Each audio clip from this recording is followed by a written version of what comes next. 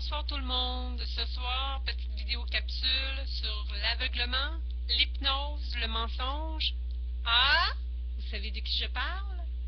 Vous savez qui fait ces choses-là? Oui, c'est le serpent. C'est Satan. Il a fait son œuvre dès le début des temps avec Adam et Ève, des gens qui avaient été créés par Dieu lui-même, par ses mains, par son souffle, qui a été manipulé, même malgré qu'ils étaient divins. Ils n'ont pas été capables de résister à manger le fruit de connaissance. C'est pas la pomme en passant. Puis il a fait des petits ravages un peu partout, naturellement, tout le long de l'histoire de la Bible. Et on arrive justement à la gloire de Dieu, quand Jésus-Christ se fait crucifier sur la croix pour pouvoir être sous la grâce. Ah oui, dans Matthieu 16, 22, à ce moment précis-là, Pierre se fait hypnotiser, se fait manipuler et devient l'objet de Satan. Il dit « Ô Seigneur, qu'il en déplaise, tout cela n'arrivera point. »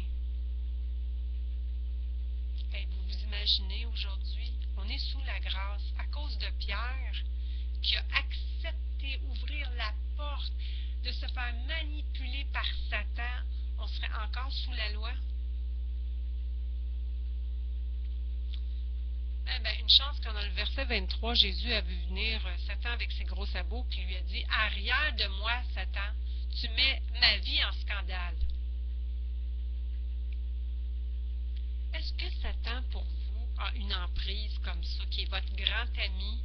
Tu sais, Satan est votre grand ami, il vous manipule, vous hypnose pour pouvoir cracher son venin quand vous parlez, pour pouvoir faire sa gloire à lui quand vous écrivez des choses, pour pouvoir écraser les autres. Ou il est tout simplement votre ennemi et vous l'écrasez en dessous de votre pied, il est tout petit en dessous de votre pied, parce que vous êtes vraiment dans la gloire de Dieu. Pourquoi je vous parle de tout ça?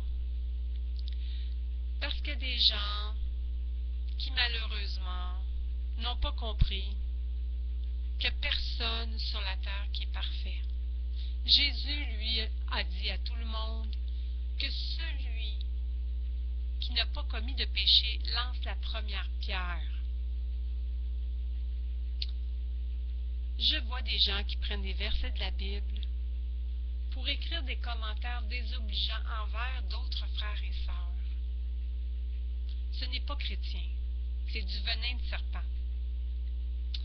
Je connais des gens qui se font des malins plaisirs de détruire des sœurs et des frères chrétiens. « Oh non, tu ne devrais pas écouter ça, c'est pas bon. Oh non, tu ne devrais pas l'accepter comme ami. Oh non. » Quand vous n'êtes pas sûr de quelqu'un, s'il vous plaît, fiez-vous pas aux paroles d'un humain. Demandez à Dieu. Il va vous répondre. Il y a aussi le radotage.